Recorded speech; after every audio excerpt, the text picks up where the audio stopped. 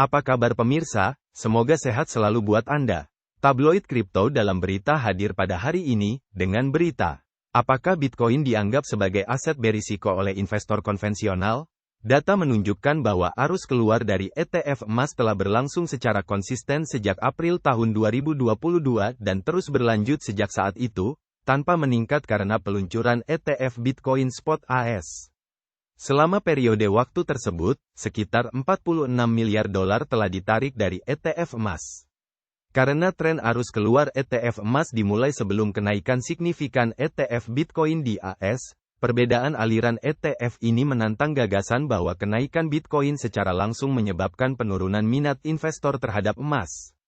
Bagaimana VC berinvestasi dalam kripto? Laporan Galaxy menunjukkan bahwa pemodal Ventura menyuntikkan 2,49 miliar dolar ke perusahaan yang berfokus pada kripto dan blockchain pada kuartal pertama tahun 2024 melalui 603 kesepakatan.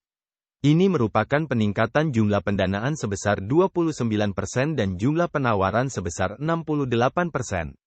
Selama beberapa tahun terakhir, hubungan antara investasi modal Ventura di sektor kripto dan pergerakan harga Bitcoin telah hilang. Terlepas dari fakta bahwa harga Bitcoin telah meningkat secara signifikan sejak Januari tahun 2023, investasi venture capital belum mengalami peningkatan yang signifikan.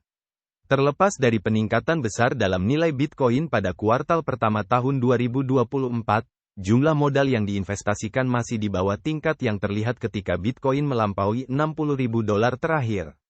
Diferensiasi ini dapat dikaitkan dengan sejumlah faktor yang memengaruhi industri tertentu, seperti ETF Bitcoin, kemajuan di bidang seperti restacking dan modularitas, dan solusi lapisan 2 Bitcoin, serta elemen makroekonomi yang lebih luas, seperti suku bunga.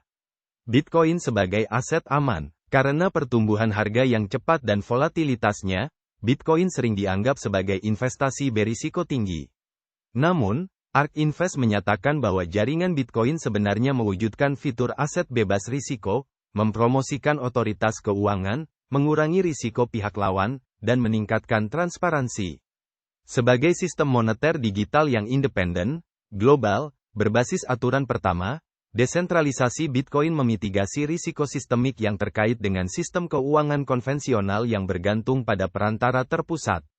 Ini adalah platform yang memungkinkan orang untuk mentransfer dan menyimpan Bitcoin, aset moneter digital yang langka. Dibandingkan dengan sistem keuangan konvensional yang bergantung pada lembaga terpusat, Bitcoin berfungsi sebagai satu-satunya institusi yang diatur oleh jaringan global yang mendukung sistem hukum yang otomatis, publik, dan transparan. Kebijakan moneter Bitcoin, paradoksnya, menunjukkan kekuatan sistem moneter independennya. Tidak seperti bank sentral modern, Bitcoin tidak mengutamakan stabilitas harga. Sebaliknya, ia mengawasi pertumbuhan pasokan Bitcoin untuk memprioritaskan aliran modal bebas. Strategi ini menjelaskan mengapa harga Bitcoin selalu berubah karena permintaan dan pasokan. Membandingkan harga Bitcoin dengan suku bunga Federal Reserve menunjukkan ketahanan Bitcoin terhadap berbagai tingkat suku bunga dan kondisi ekonomi. Khususnya, harga Bitcoin telah meningkat secara signifikan selama periode suku bunga tinggi dan rendah. Selama 10 tahun terakhir, Bitcoin telah terbukti kuat selama masa bahaya, dengan harganya selalu lebih tinggi daripada sebelumnya. Demikian tabloid kripto dalam berita kami sampaikan. Pemirsa bisa mendapatkan beritanya secara online melalui media komunitas kripto di tabloidkripto.com. Di sana Anda akan mendapatkan berita-berita terupdate untuk Bitcoin dan altcoin lainnya. Salam dari kami redaksi Tabloid Kripto dalam berita, ikuti selalu berita kami selanjutnya. Tetap semangat dan sehat selalu buat pemirsa.